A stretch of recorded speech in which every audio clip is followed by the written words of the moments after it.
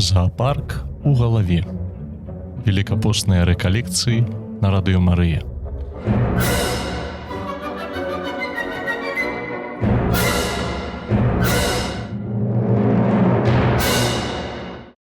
Супакой добра сябры. Мяне завуць отец Евген Голуб, і калі вы мне бачыце, значыць глядзіце наступную серыю зоопарку у галаве. Нашых рэкалекцый великапостных, якія прысвечаны паляванню на 8 духаў зла.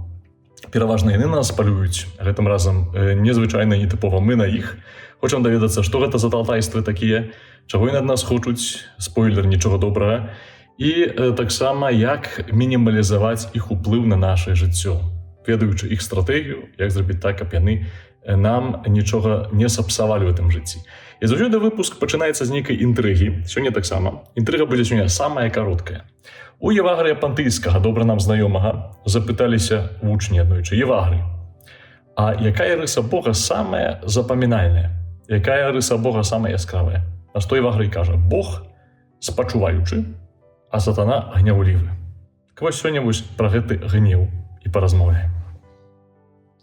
У добры нам вядомага Брейгеля старэйшага ёсць гравюра, якая уяўляе сабой гнеў. На этой гравюры такая жанчына у даспехах з мячом, з нейкім кінжалам, раненая, крычыць, ляціць, біцца.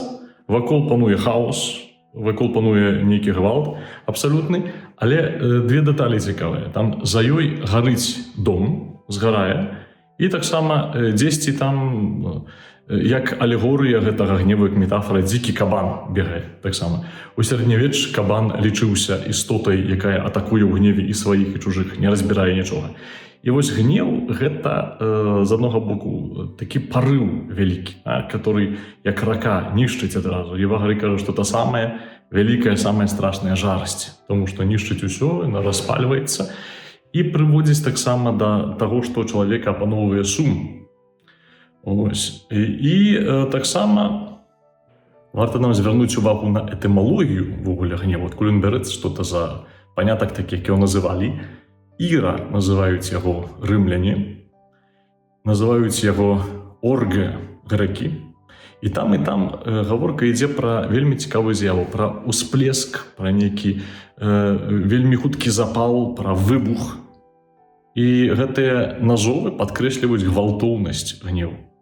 Гвалтоўнасць гневу, якую немагчыма чалавеку утаймаваць, якую немагчыма перамагчы, якая цябе засасавае, таму што ты не пануеш над сабой.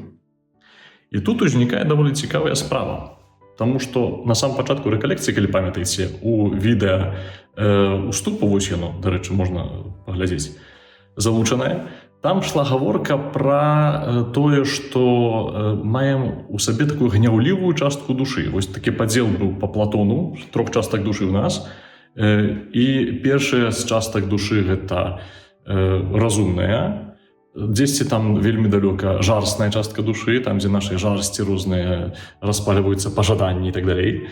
Ось, і першая уяўляе сабой такого дарослага чалавека сталага, другая уяўляе дзіця, который хоча: дай мне, і все, канец.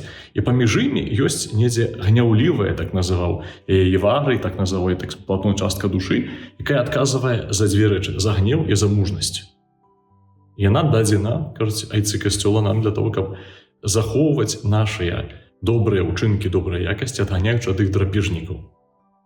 І дзякуючы гэтаму мы можам заўзяцца і расправіцца з якой-небудзь дрэннай, напрыклад, звычкай. Взяць, сказаць сабе: не хочу так жыць. Разгневацца на эту звычку, разгневацца на гэты грэх, сказаць: не кідаю гэты грэх з Божай ласкай. І гэта таксама вынік гэтай часткі гняўлівай душы. Яна сама па сабе грахом не з'яўляецца. Так што з'яўляецца грахом?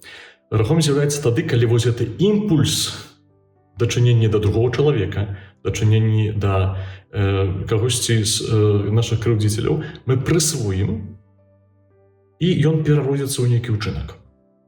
Калі захочам адпомсціць, калі захочам памятаць зло, калі это зло будзе ў нас варыцца, нас распальваць.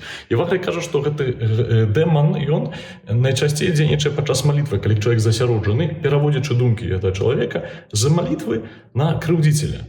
Ён паказвае твар гэтага крыўдзіцеля і кажа: ну, глядзі, цябе ж пакрыўдзілі, да? Ты мусіш неяк адказаць, ты мусіш неяк даць пазнаць чалавеку, што ён дрэнна зрабіў, паступова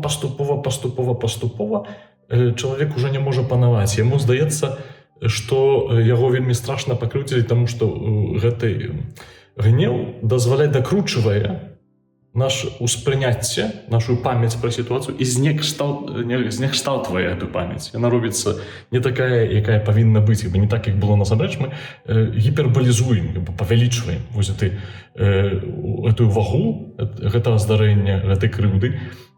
Усё прыводзіць да таго, што падстракае нас гнеў, да таго, каб адпомсціць. Все прыводзіць да таго, што ён таксама прычына, піша Евагрый, нашых кашмараў уначы, розных нашых такіх непакояў і трывогаў. Таму што гэта звязана з нашымі пачуццямі і эмоцыямі. Дык вось, што нам кажуць айцы касцёла? Што само па сабе пачуццё, вось это распальванне, калі я кірую яго ў бок добра, калі кірую яго ў бок сябе, у бок зменаў свайго жыцця, калі гэта такі дадатковы імпульс, як трамплін, з якога скача, напрыклад, спартсмен, это окей. Калі гэта кіруецца на другого чалавека, это можа стаць праблемай, тому што я не змагу адэкватна ацаніць памер этой крыўды. Хаця прабачэнне таксама даволі складаная штука. Это не так, што я прабачыў усё, як бы ўсё забыў.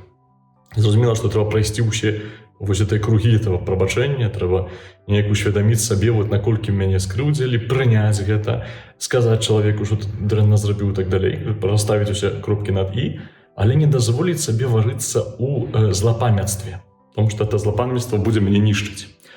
Якія сродкі трэба ужыць, каб перамагчы вось гэтую іру, перамагчы вось гэты оргэ, каб гэты тымос, вось эта частка нас, гняўлівай душы нашай, которую можна накіраваць на мужнасць, которая нам прыдае мужнасць у сітуацыі, калі она патрэбная. Это таксама это два бакі адной манеты, каб она дзейнічала. І Евагрый піша так. Першая з іх гэта малітва псальмамі. Хто моліцца псальмамі, той супакойвае сваё сэрца. І ёсць у гэтым праўда, тому што это медытацыя пэўная.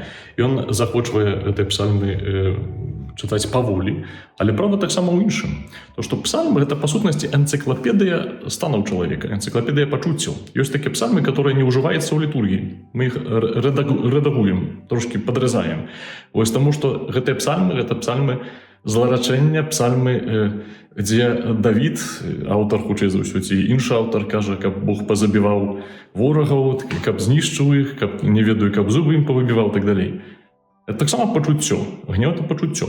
Пачуцце маральна-нейтральнае. Але там ж ёсць успамін пра свае грахі ў тых псальмах, там ж ёсць просьба аб міласэрнасці. І калі ўсё это разам сапаставіць, любы стан эмацыйны, які ў нас ёсць, у псальмах апісаны. І гэта значыць, што кожны ў любым стане можа знайсці там штосьці для сябе, знайсці словы падтрымкі для сябе ў гэтым актуальным стане і суаднесці гэта Божае Слово да таго, што адчувае. Другая рэч, да якой запрашае нас Евагрый, это расцягваць гнеў у часе. У сэнсе, не рэагаваць адразу. Так, я гневаюся, слушна, але я даю сабе час. Я зараз не раблю штосьці. Адразу пад уплывам гэтага гневу стае прычынай, што калі я зраблю, я, напэўна, памылюся. Айцы касцёла, айцы пустыні таксама кажуць, што гнеў як сабака. Вось калі яго не выхоўваць, ён будзе кусаць. Калі яго выхоўваць, ён будзе старажыць. І гэта значыць, што над гэтым гневам таксама трэба працаваць. Гэта значыць, што не можна даць яму пустапасам бегаць і рабіць, што хоча.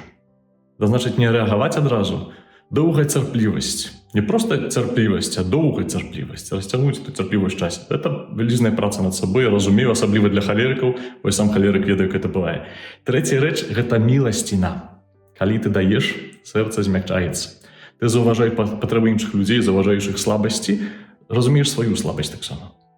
Дарагія, гнеў вельмі часта ў сярэднявечных бестыярыях уяўлялі як такую істоту, у якой ёсць капыты і з ноздраў ідзе дым і агонь, якая вельмі хутка распальваецца. Альбо як істоту, якой вельмі шмат галоваў, якая кожная з гэтых галоваў крычыць імя крыўдзіцеля. Калі ты галову адну адрубіш, так як у гідры вырастаюць яшчэ некалькі, гэта таксама сведчыць пра што? Гэта сведчыць пра тое, што калі гэта гнеў распальваецца ў нас, мы даем яму проста як пустазеллю жыць, нічого за тым не робім, наўрад ці мы пераможам. Ось, а міласэрнасць, змена погляду, змена оптыкі дадае нам моцы, каб з гэтым даць сабе раду. Няхай благаславіць нас Бог всемагутны, Отец і Сын і Дух Святы.